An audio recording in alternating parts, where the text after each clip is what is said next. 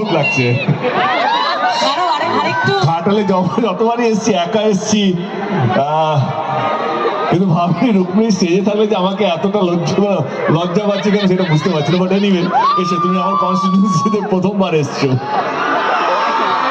ও এইদিকে আছে সবাই। হ্যালো, দেখতে পেয়েছেন? কেমন আছো সবাই? কারা কারা পিঠে প্যাক করছো আমার জন্য?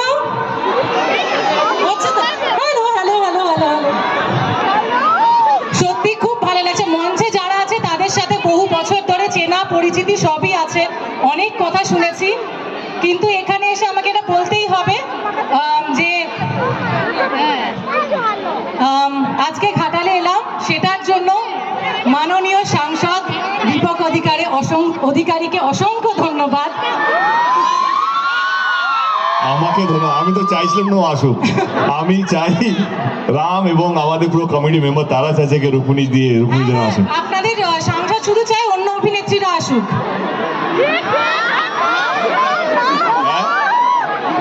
আচ্ছা, আমি সামনের বছর নিয়ে আসবো, কোয়েলকেও বলবো আমি।